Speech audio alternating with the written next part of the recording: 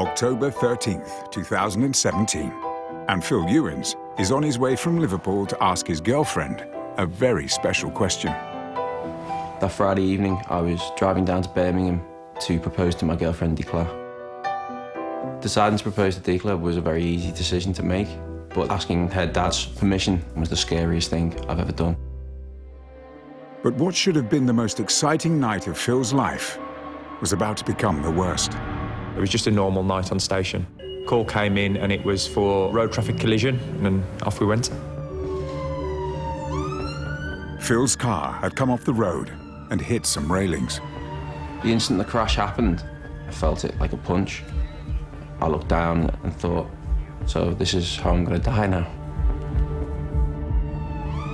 From the point of impact to getting them into clinical care, that first golden hour is critical. It seems like a fairly minor car crash. I can't say that I was prepared for something quite as dramatic as what we were faced with on that night. Top of the railing had gone through the front of the car, through the dashboard and out the back of the seat, impaling him through the chest.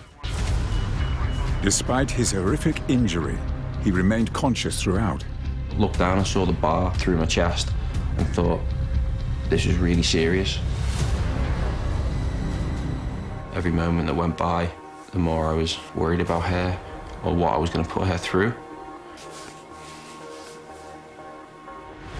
It was clear that the casualty was in a very bad way. The longer we took to get him out of the vehicle, the less his chances were of survival. Although we had equipment that could cut the pole, there was going to be a large amount of movement. Large amounts of movement could potentially kill the casualty. I made the decision that I needed the tech rescue unit. The technical rescue units provide fire crews with extra cutting skills and equipment, but waiting for their arrival was now using up crucial minutes of the golden hour. The longer things went on, the more worried I got that things weren't going to end well.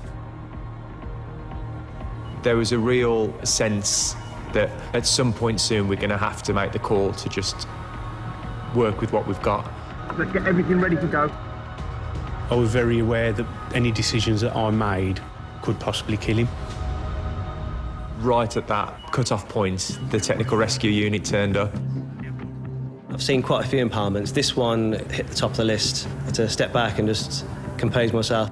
Doc, we're ready to come in with our foot now. Looked at the doctor. He gave the nod and away I went. Because although we've practiced in training, we've done bars much bigger than what we were cutting through this time, they're not through a person's abdomen or through their chest. There was a lot of pressure. One wrong move could be fatal.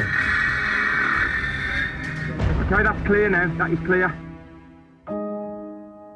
Thanks to the firefighters' efforts, Phil was freed from the wreckage and rushed to hospital. It was such a traumatic incident that taking stock of what you've just dealt with can hit you like a ton of bricks. I think that night I was so incredibly lucky that it was that crew on at that time in that part of Birmingham. It could have been so different.